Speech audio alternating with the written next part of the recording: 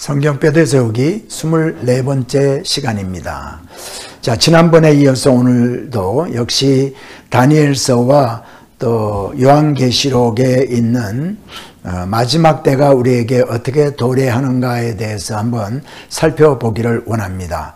먼저 우리가 요한계시록에 있는 그 마지막 때에 대해서 우리가 알아보기 이전에 예언서에 대해서 잠시 말씀을 드리면, 성경에 구약의 예언서가 17권이 있습니다. 그런데 대부분의 그 17권의 말씀은 이제 이스라엘과 유다 백성들에게 하나님께 불순종할 경우에 어떤 징계가 있을 거라는 것.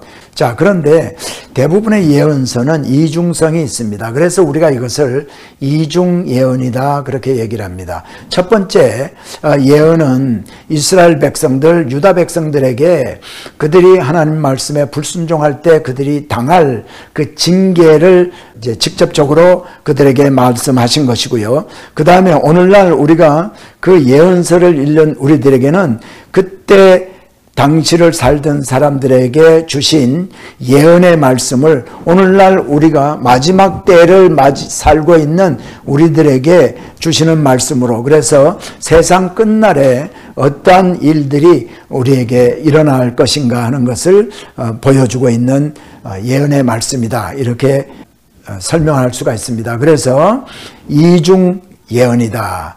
그 당시에 살던 사람들에게 주신 말씀이기도 하지만 오늘날 마지막 때를 살고 있는 우리들에게 주시는 경계의 말씀이요 예언의 말씀이다. 그렇게 정리를 할 수가 있겠습니다. 자, 지난 시간에는 우리가 다니엘서의 7년 환란에 대해서 말씀을 드리고, 다니엘서 9장 24절부터 27장까지에 있는 말씀을 통해서 70일에는 예루살렘을 중건하라는 영이 날 때부터 마지막 7년 환란이 있을 그때까지의 이야기를 집약적으로 보여준 그러한 말씀이 다니엘서 9장 24절부터 27절입니다. 그런데 그 이후에 주님께서 지상 재림하고 할 때에 있었던 이야기들, 이런 것들을 이제 요한계시록의 7년 환란과 아울러서 천년 왕국에 대해서 기록을 하고 있는데, 이것을 많은 성경 학자들이 견해가 다릅니다. 왜 이렇게 견해가 다른가 하니까, 요한계시록 하나에다가만 이렇게 종말에 대한 설명을 한 군데 다 몰아놓았으면은 그러한 이론이 별로 없었을 것입니다. 그런데 이 마지막 때의 말씀이 이사야서에도 있고요, 다니엘서에도 있고, 또 예언서에도 이제 조금씩 나와 있고요. 그 다음에 뭐 복음서, 마태복음이라든가 마가복음이라든가, 그리고 사도행전, 고린도 전후서, 데살로니가 전후서, 그리고 요한계시록, 이런데 여기에 조금 저기에 조금 예수님께서도 말씀하시고 바울도 말씀하시고 구약시대의 선지자도 마지막 때에 대해서 얘기를 했기 때문에 그걸 우리가 종합적으로 분석을 하고 연구를 해서 집약시켜 놓으려니까 사람들이 그 성경을 어떻게 해석하느냐에 따라서 다른 견해들이 있게 됩니다. 그래서 오늘 저는 4가지 견해에 대해서 좀 말씀을 드리려고 합니다. 첫 번째는 전천년설 가운데 환란 전 휴거설, 그러니까 환란 전에 휴거 당한다는 것, 그 다음에 환란 후 휴거설, 그 다음에 천년왕국이 없다, 무천년설, 그 다음에는 후천년설, 주님이 천년왕국 이후에 오신다는 이러한 견해들, 모든 4가지 큰 견해를 여러분들에게 말씀드림으로 말미암아 성경을 이해하고 그 다음에 마지막 때를 이해하는 데 조금 도움을 드리고자 합니다. 그래서 우리는 아직까지 마지막 때를 우리가 살고 있지 않기 때문에 100% 어떤 게 맞다라고 얘기는 할 수가 없습니다. 이제 나중에 주님을 만나서 여쭤보거나 아니면은 우리가 7년 환란을 경험을 한다든지 천년왕국에 들어가 있을 때 같으면 우리가 분명하게 어떤 것이 옳다라고 100% 얘기할 수가 있지만, 지금으로서는 100% 맞다라고 얘기할 수 있는 근거는 없습니다. 그러나 신학자라면 또 주의 종이라면 말씀을 연구하는 주의 종이라면 자기 나름대로의 성경을 해석해서 자기가 이것이 맞을 것이다 라고 여기는 종말론이 있을 것입니다. 그래서 제가 붙들고 있는 종말론도 설명을 드리고 또 그리고 다른 훌륭한 종들이 맞다라고 설명을 하고 있는 것들도 함께 비교를 할 수 있도록 설명을 드리고자 합니다. 자, 먼저 전천년설 하면 우리가 특별히요, 우리 성도님들이 조금 오해를 하지 않았으면 될 게 뭐냐, 이 설이라는 말 때문에 이 무슨 설화 이런 걸로 이렇게 생각하기 쉬운데 이런 거는 그게 아니고요.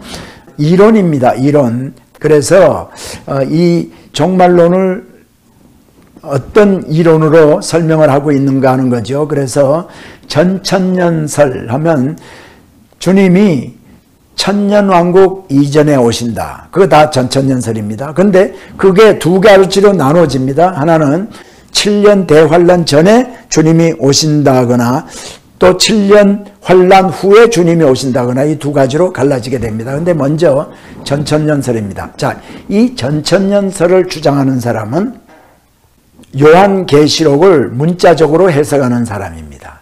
요한계시록을 이렇게 읽어보면은 요한계시록에 우리가 이해할 수 없는 도무지 이 세상에서 일어날 것 같지 않은 이야기들이 많이 나옵니다. 뭐 별이 떨어지는 것도 나오고요. 또 이렇게 물이 그 피로 이렇게 변하는 것도 나오고 짐승이 바다에서 올라오는 것도 나오기도 하고요. 여러 가지 기이한 현상들, 우리가 한 번도 경험해 보지 못한 이러한 일들을 많이 경험하고 있습니다.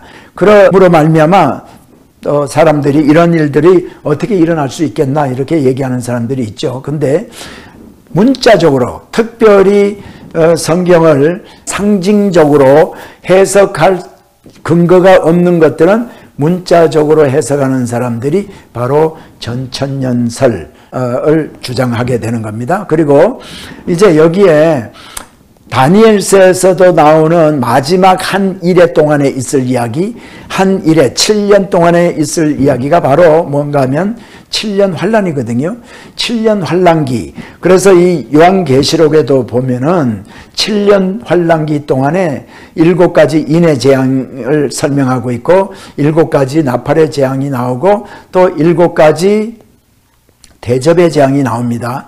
자, 이런 것들이 이제 있는 환란기 이전에 주님이 오신다. 이게 환란 전 휴거설입니다. 그래서 제가 설명을 좀 드리겠습니다. 먼저 그런 환란이 성경에 기록이 되어 있습니다. 그러니까 특별히 다니엘에게는 모든 것이 다 미래였어요. 그런데 사도 요한이 기록한 요한계시록에 이제 그런 얘기들이 나오는데 저처럼 대환란의 이야기가 사도 요한에게도 미래적이었고 우리들에게도 아직 일어나지 않은 미래라고 얘기하는 사람들. 그래서 이거를 futuristic, 미래적이다.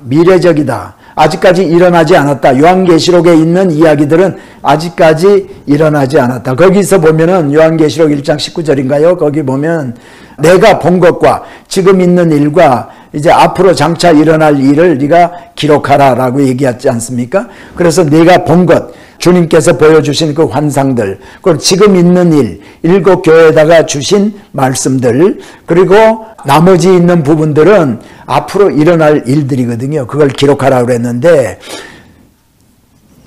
사도 요한에게도 미래적이었지만은 아직까지도 일어나지 않았다라고 보는 견해입니다. 그래서 우리는 이 사도 요한이 요한계시록을 기록한 시기가 AD 한 90년, 주후 90년 정도에 기록했을 것이다 라고 전천년설을 주장하는 사람들은 그렇게 얘기를 하고 있습니다.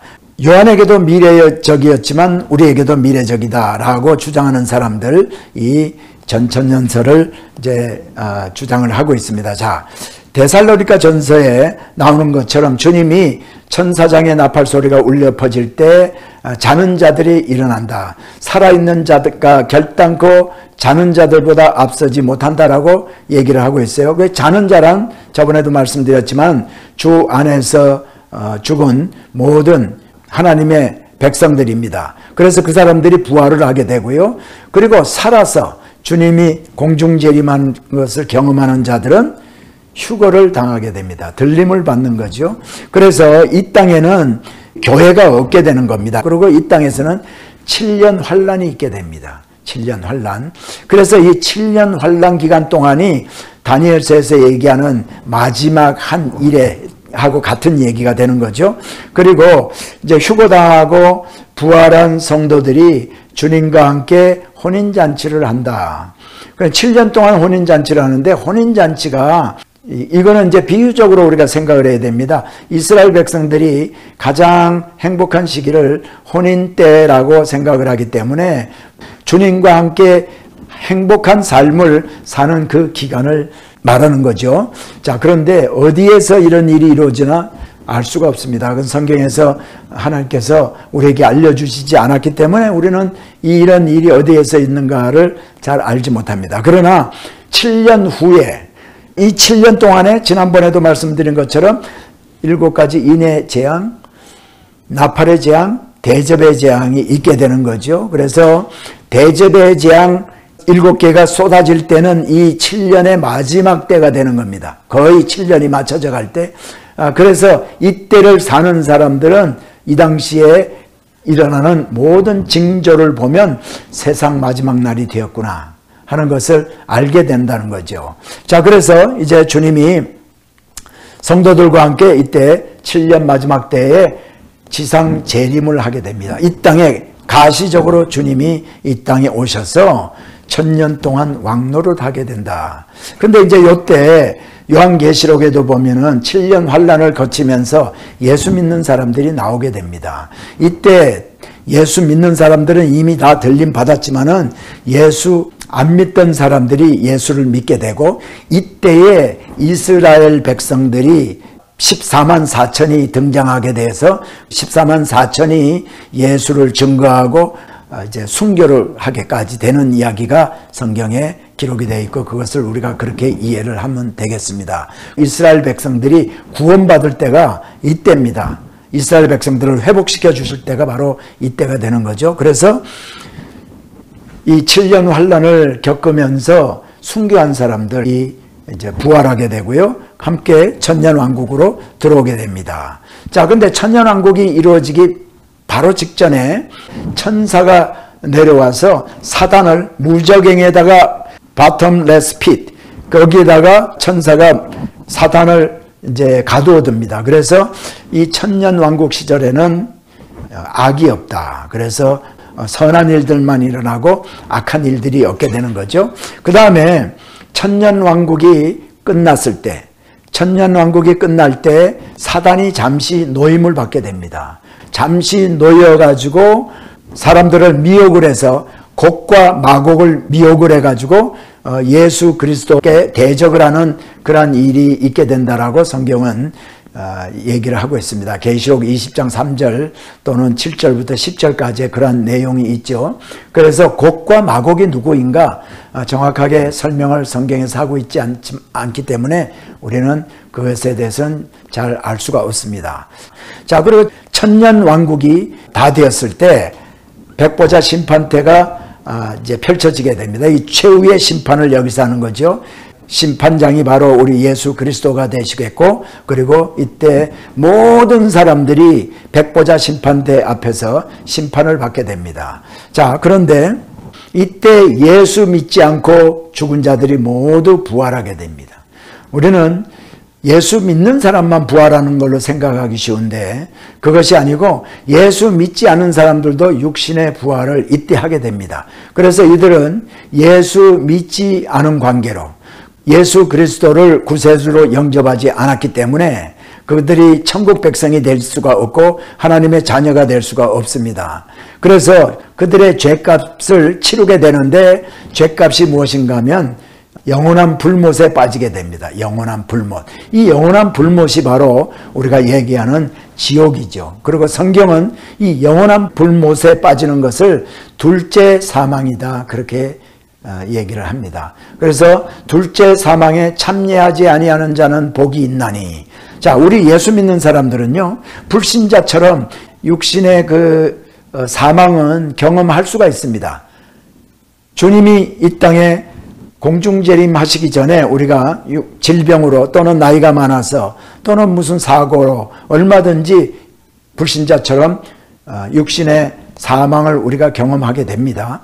그러나 둘째 사망, 성경에서 얘기하는 영원한 불못에 빠지는 둘째 사망은 우리는 경험하지 않는다. 할렐루야. 그 다음에 이제 예수 믿는 사람들은 어떻게 되나? 예수 믿는 사람들은 당연하죠. 우리는 하나님의 백성이요, 천국 백성이요, 그리고 의로운 자요.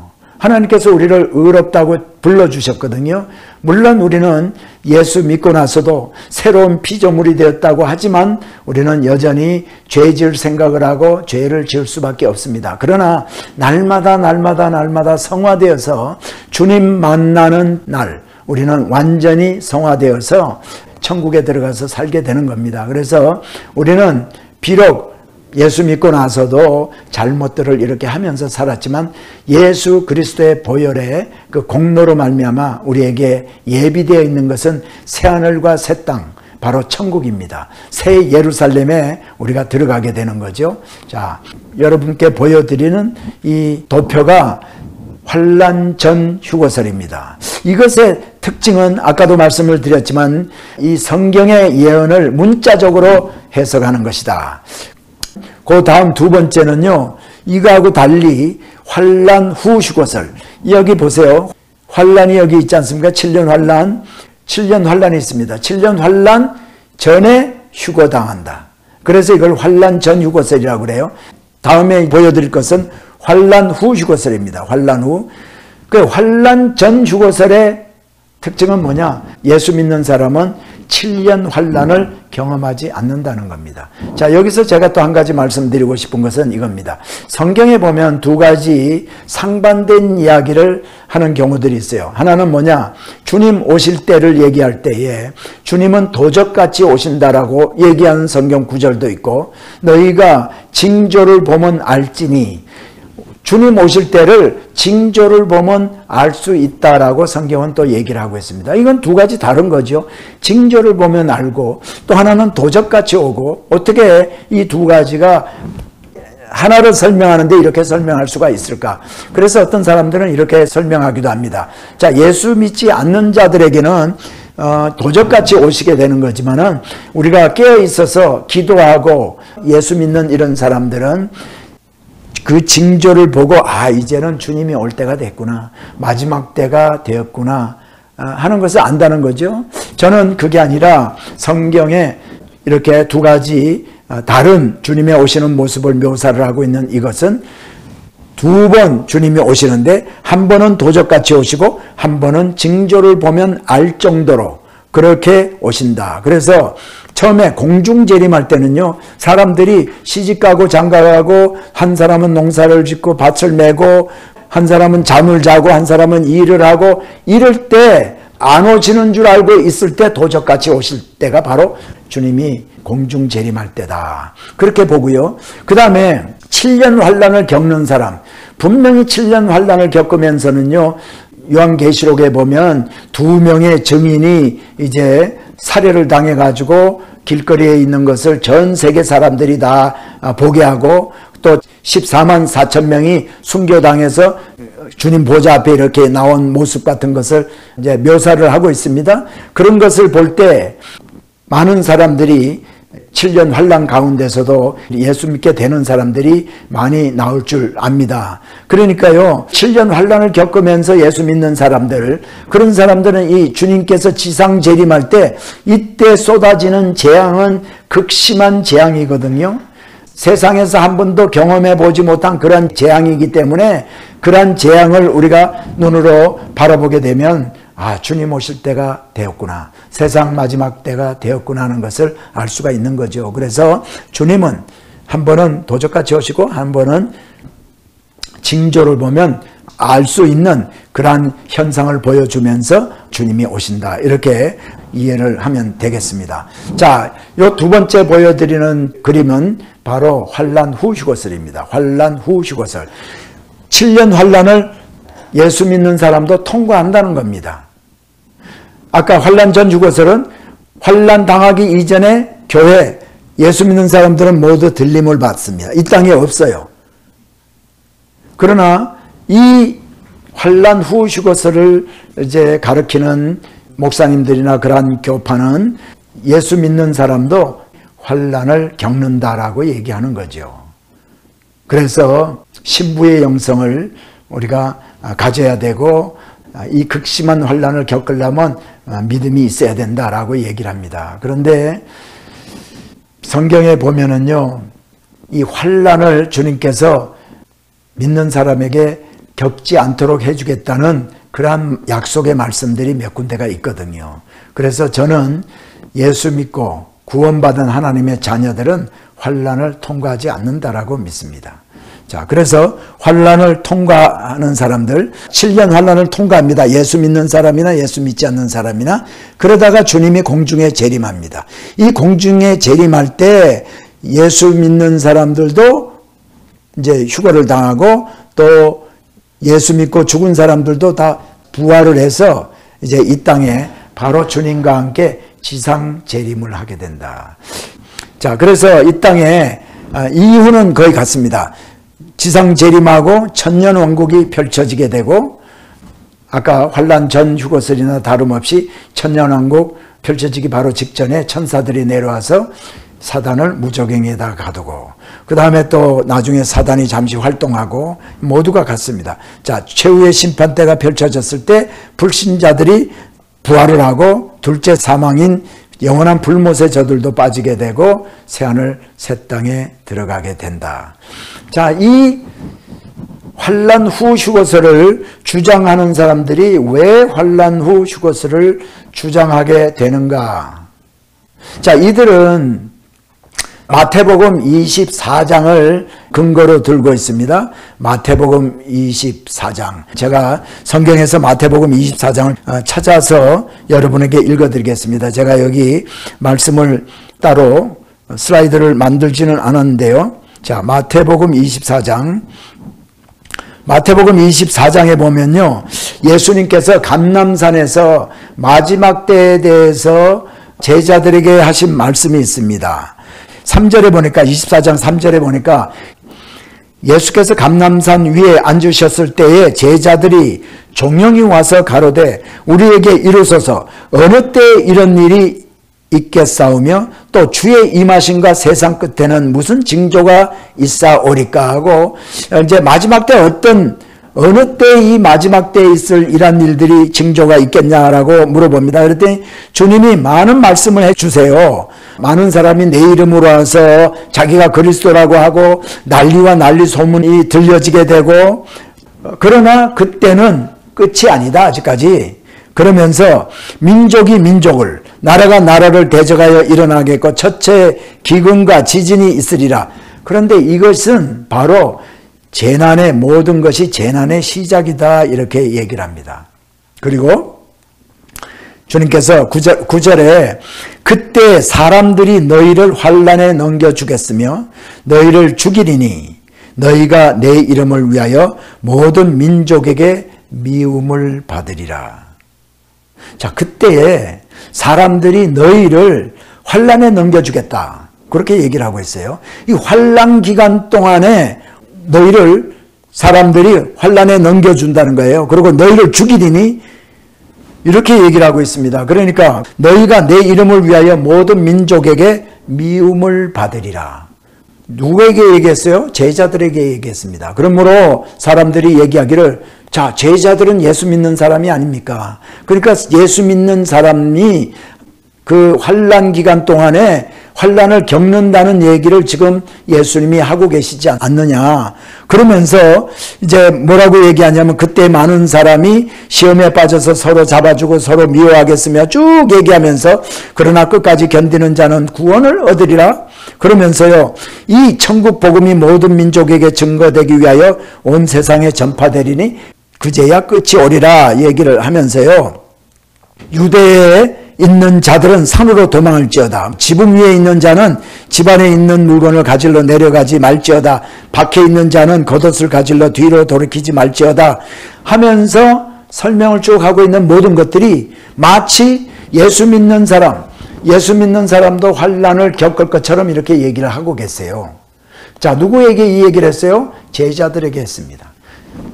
이것은 제자들에게 한 것은 맞지만은 유대인들인 제자들에게 하신 말씀이에요.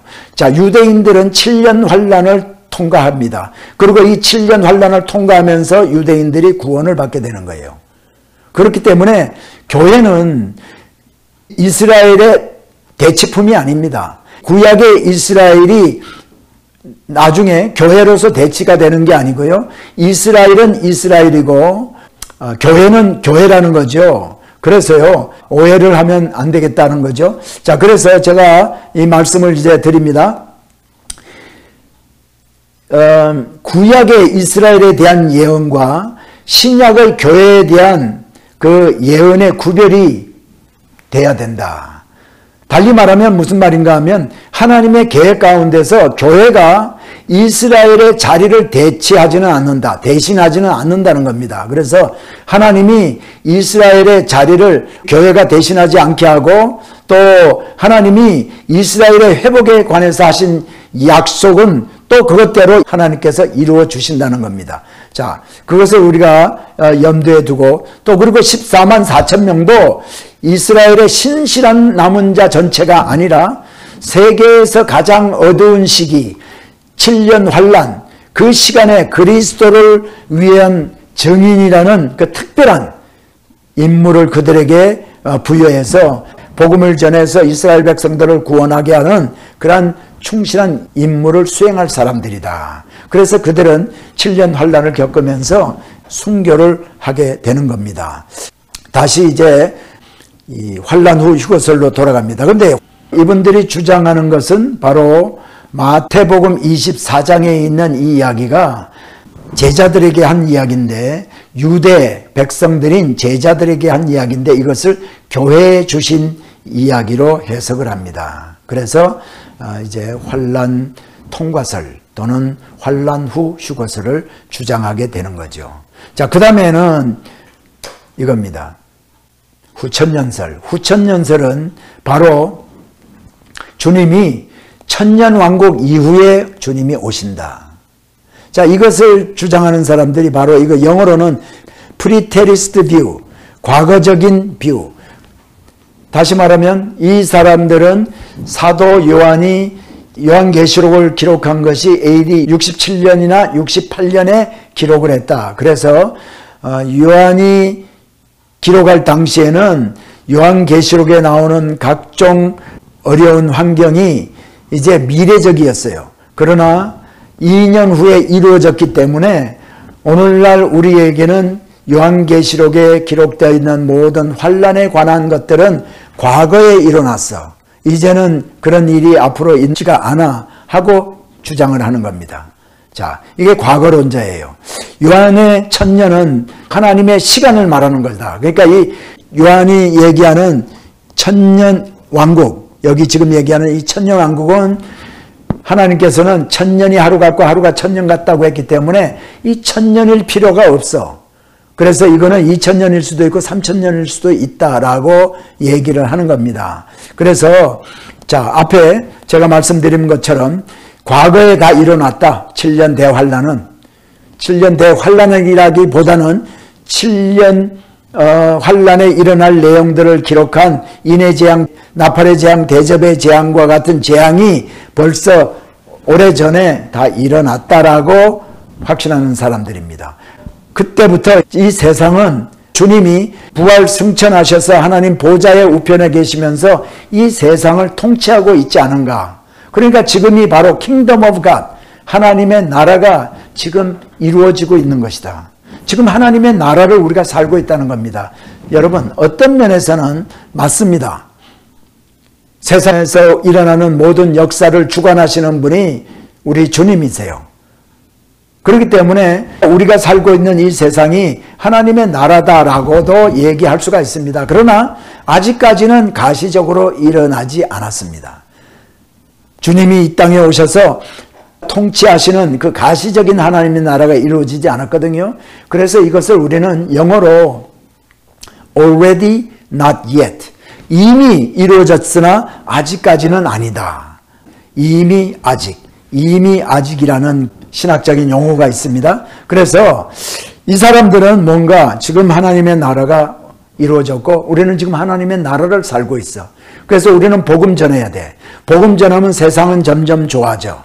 그래서 이게 1000년이 될지 2000년이 될지는 모르지만 세상이 점점 이제 좋아져서 나중에 우리 주님이 그때 오신다. 아주 천국과 같은 그런 삶이 되게 될 때 주님이 이 땅에 오신다는 거예요. 이게 바로 후천년입니다. 이게 바로 후천년인데요. 자, 보세요. 예수 믿는 사람들 전부 다 부활하고, 그러니까 예수 안에서 죽은 자들이 다 이제 주님이 지상재림할 때, 천년왕국 끝에 주님이 지상재림할 때 예수 안에서 죽은 자들이 다 부활하고, 그 다음에 예수 믿지 않는 자들도 이때 다 부활하고, 그래서 최후의 심판대 앞에 서게 되고, 불신자들은 그들이 예수 믿지 않음으로 말미암아 생명록에 이름이 기록이 되어 있지 않기 때문에 그들은 영원한 불못에 빠지게 됩니다. 지옥이죠. 그리고 예수 믿는 사람들은 천국에 들어가게 된다. 새 하늘 새 땅 새 예루살렘에 들어가게 된다. 이런 이론입니다. 자, 그런데 여러분 한번 생각해 볼까요? 지금 세상이 2000년 전보다 세상이 복음은 계속 전파되고 있는데 세상이 점점 좋아지고 있어요. 선해지고 있습니까? 아니면 악해지고 있습니까? 점점 세상은 더 나빠지고 있어요. 비관적입니다. 그런데 이것을 주장하는 사람들은요, 비관적으로 세상을 보지 아니하고 점점 낙관적으로 보는 거예요. 그래서 복음을 우리가 전파해야 돼. 전파하면 세상이 점점 좋아져, 이겁니다. 이거는 진화론과 좀 비슷해요. 진화론도 보면은 미생물에서 점점 발전되어 나가는 겁니다. 근데 세상의 모든 것들은요, 결국은 점점 악화되어 가고 점점 나빠지고 있어요. 그래서 이들은 세상이 점점 좋아지고 있다. 그래서 특별히 후천년설을 주장하는 사람들은 정치라든가 사회 이런 데 많이 참여를 해야 된다. 주의 종으로서 정치에 참여하고 대통령에 출마하고 국회의원에 출마하는 이러한 주의 종들, 목사님들도 보면 주로 이 후천년설을 이제 기본으로 가지고 이렇게 있습니다. 자, 이제 마지막으로 하나가 남았는데요. 마지막으로 하나 남았습니다. 마지막 하나가 무천년입니다. 무천년. 이 무천년은 뭔가, 무천년은 상징적으로 해석을 하는 거예요. 거기 나오는 대부분의 이야기들은 선과 악의 싸움에 관한 시간을 초월한 진리를 얘기하고 있다. 그래서 궁극적으로 선이 악을 이긴다는 이야기야.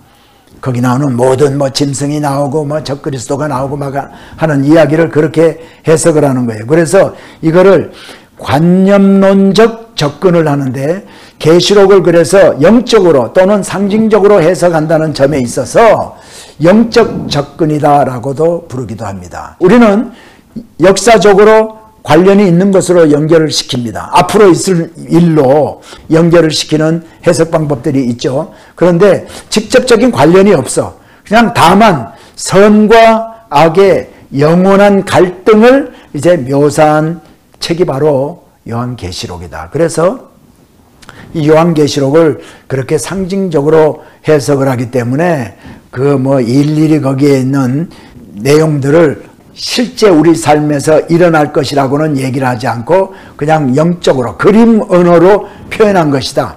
악과 선이 갈등하는 것을 그림 언어로 상징적으로 표현한 것이다 라고 해석하는 사람들이 바로 이 무천년설을 주장합니다. 천년왕국이 있기는 뭐 있어? 아니야 라고 하는 거죠. 그래서 이런 사람들은 이제 최후의 마지막 때에 주님의 심판대 앞에 우리가 다 서게 된다. 그러니까 우리가 선하게 살고 주님 말씀대로 살아야 된다.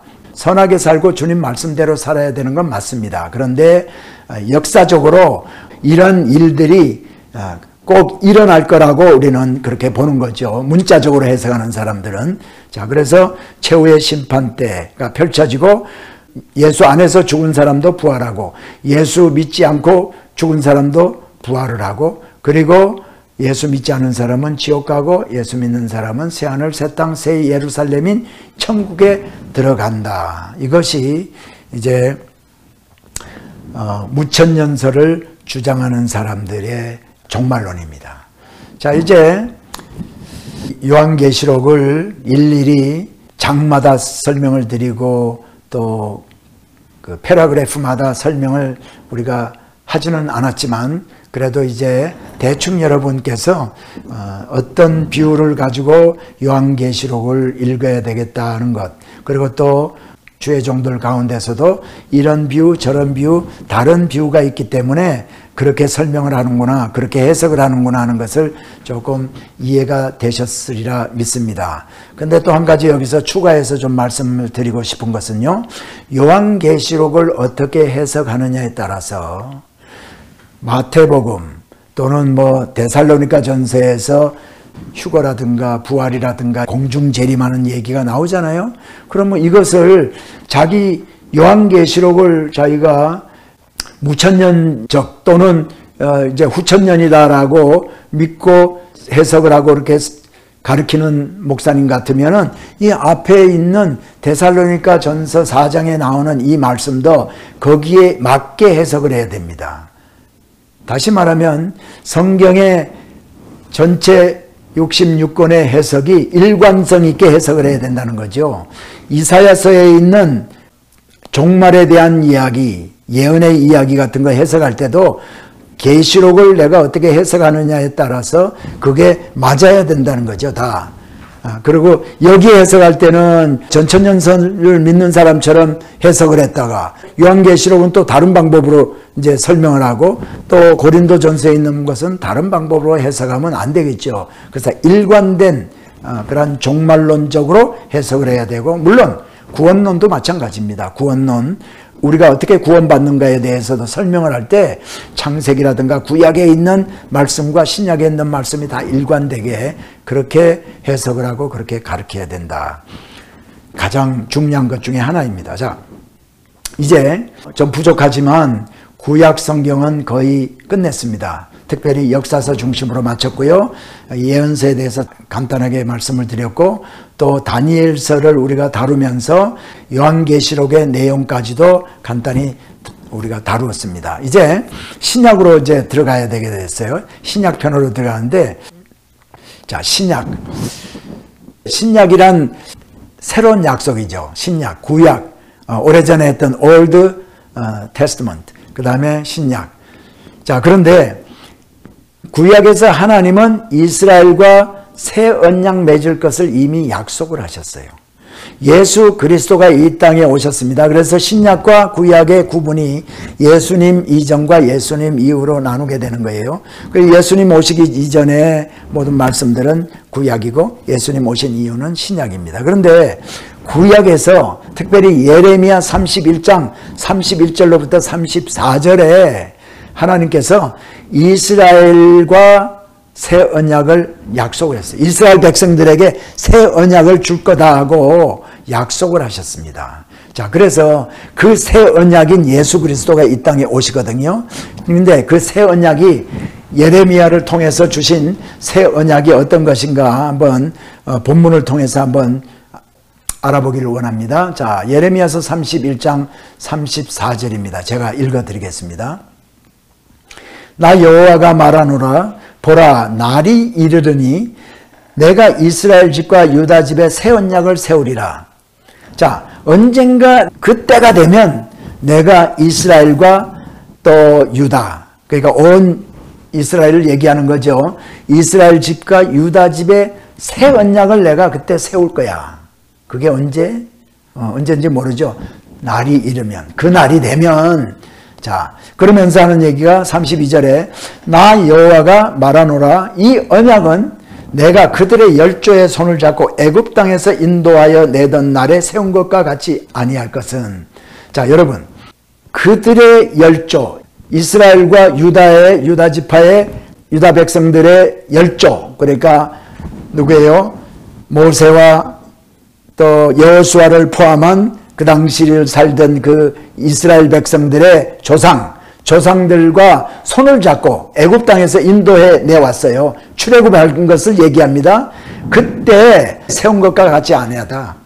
자, 하나님께서는요 이스라엘 백성들을 데리고 나와서 시내산 앞에 한 2개월 보름 정도 됐을 때 도착을 합니다. 성경에서는 출애굽한 지 제3월에 시내산 앞에 당도하니라 이렇게 말씀하잖아요.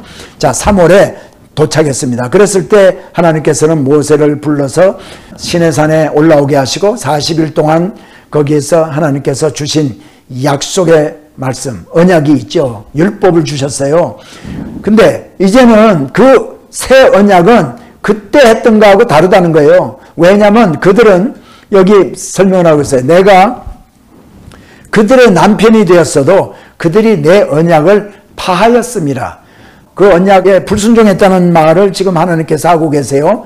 그리고 또 이제 33절에 보니까 그러나 그날 후에, 여기에서 그날은요 어느 날이냐, 하나님께서 새 언약을 세울 그날을 얘기하는 겁니다. 그날 후에 내가 이스라엘 집과 맺을 언약은 이러하다. 그러니까 이제 언약을 새롭게 주게 되는데, 새롭게 준 그날 후에는 이런 언약이야. 새 언약은 이런 거야. 뭐냐? 나의 법을 그들의 속에 두며. 하나님의 법을 이전에는 시내산에서는 돌에다가 새기고 율법을 주었어요. 십계명을 주었습니다. 그러나 이제는 그렇게 하지 아니하고 내 법을, 하나님의 법을, 하나님의 양심을 그들의 속에 둔다는, 그들의 마음에 두며 마음에 기록한다. 다시 말하면 성령을 우리에게 주시겠다. 이 얘기의 약속입니다. 그래서 나는 그들의 하나님이 되고 그들은 내 백성이 될 것이라. 34절에 보면 이렇게 얘기를 하고 있어요.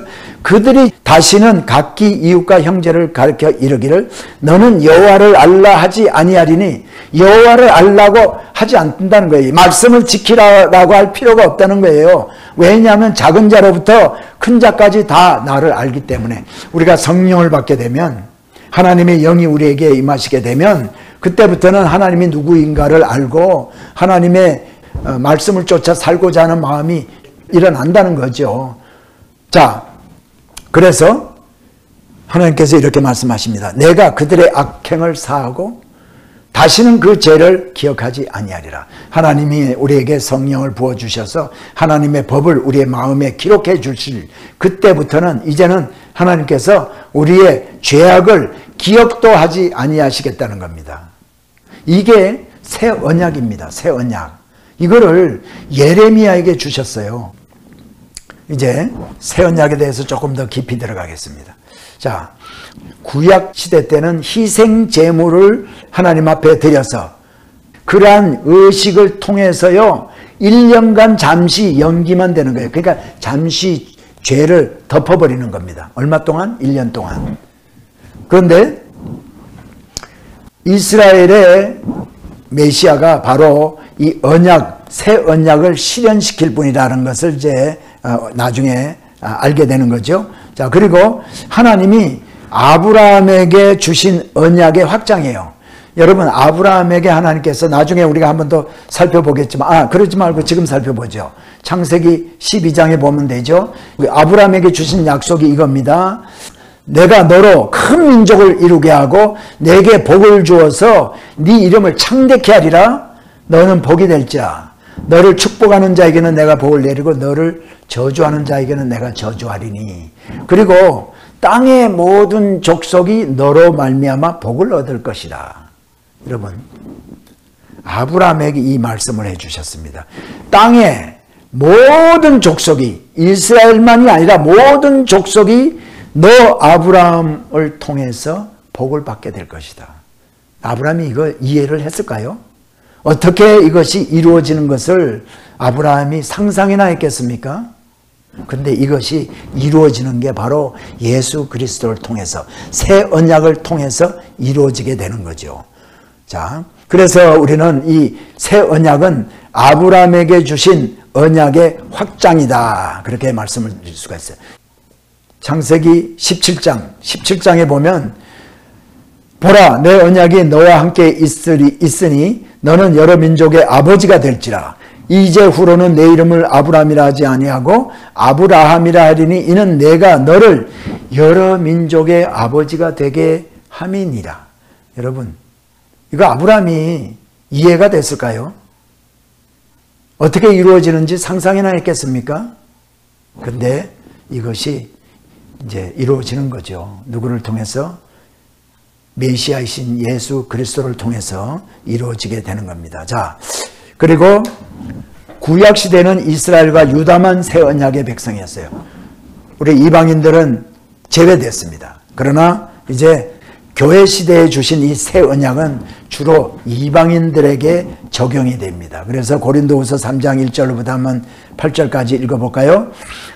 3절에 읽어보죠. 3절 여기, 너희는 우리로 말미암아 나타난 그리스도의 편지니 이는 먹으로 쓴 것이 아니요 오직 살아계신 하나님의 영으로 쓴 것이며 또 돌판에 쓴 것이 아니요 오직 육의 마음판에 쓴 것이라. 예레미야 31장 31절로부터 34절에 주신 말씀, 이제는 내 법을 네 마음에 두고 네 마음에 기록한다고 말씀하셨잖아요. 그래서 여기도 영으로 쓴 것이며 또 돌판에 쓴 것이 아니요 오직 육의 마음판에 쓴 것이라. 이게 사도 바울이 고린도 성도들에게 이제 마게도니아에서 3차 전도 여행 때 쓴 편지가 바로 이 고린도 후서입니다. 고린도 후서. 또 한 가지, 미래에는 다시 이스라엘이 이 새 언약의 초점이 된다고 그랬어요. 자, 여러분, 구약 시대는 이스라엘 백성과 유다 백성만이 언약의 백성이었습니다. 근데 예레미야를 통해서 이제 새 언약을 하나님께서 이스라엘 백성들에게 예언을 해 주셨어요. 말씀을 해 주셨습니다. 자, 그리고 이방인의 때에 이방인들이 구원을 받습니다. 그래서 새 언약의 초점이 이스라엘 민족으로부터 이방인 쪽으로 바뀌어져 가지고 이방인들이 구원을 받습니다. 그러나 나중에 7년 환란 때가 되어서는 다시 이스라엘이 회복됩니다. 그래서 이스라엘이 새 언약의 초점이 되게 된다. 이거를 다니엘서 9장 24절과 로마서 11장의 말씀을 통해서 한번 읽어보려고 해요. 자, 다니엘서 9장 24절 다시 한번 우리가 보겠습니다. 저번에 70일회를 내 백성과 내 거룩한 성을 위하여 71회로 기한을 정하였나니 했잖아요. 그래서 71회 가운데 이 기간 동안에 네 백성을 위해서, 네 예루살렘 성을 위해서, 이스라엘의 예루살렘 성을 위해서 기한을 정해놨다는 겁니다. 이 기한 안에 이루어지는 게 이제 이스라엘 백성들의 구원입니다. 자, 그래서 그게 언젠가 하면 바로 여러분 71회 가운데요. 71회 가운데 69일회가 여기 지나갔죠. 여기 앞에 예수님 오시기 전에 69일회가 7일회, 62일회 지나가고요. 그 다음에 이방인의 때, 이방인이 구원받는 때입니다. 이때는 초점이, 새 언약의 초점이 이방인들에게 있는 거예요. 자, 이방인들에게 이때는 새 언약의 초점이 이방인들에게 있습니다. 그런데 이때 7년 환란 이때는요, 초점이 다시 이스라엘 백성들에게 옮겨지게 돼요. 그래서 아까 제가 말씀드린 게 이겁니다. 내 백성과 내 거룩한 성을 위하여 71회로 기한을 정한 이 기한 안에서 이스라엘 백성들이 구원받게 되는 것을 지금 얘기를 하는 거예요. 그렇지 않으면 내 백성과 이 한 일회에 이스라엘 백성과 아무 상관이 없다면 왜 내 백성과 내 예루살렘 성을 위해서 이렇게 72일회를 정했다라고 말씀을 하시겠습니까? 이 69일회 동안에도 이스라엘 백성들이 구원받지 못하죠. 그 다음에 이 이방인의 때에도 구원받지 못하죠. 근데 맨 마지막 때에 이제 14만 4천도 나오고 두 사람의 증인도 나오고, 그래서 이때 이스라엘 백성들이 구원받게 된다는 이야기가 성경에 기록이 이렇게 되고 있습니다.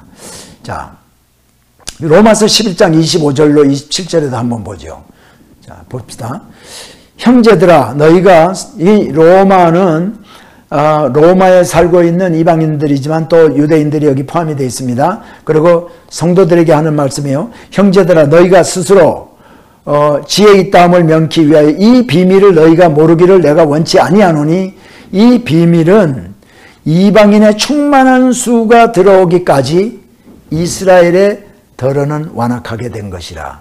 자, 뭘 얘기하고 있습니까? 이방인의 때를 얘기하고 있어요. 이방인의 때에 충만한 이방인의 수가 들어오기까지, 예수 믿게 되기까지 이스라엘의 덜어는 이제 완악하게 되어서 예수님을 거부하게 된다는 거예요. 예수 안 믿게 된다는 거예요.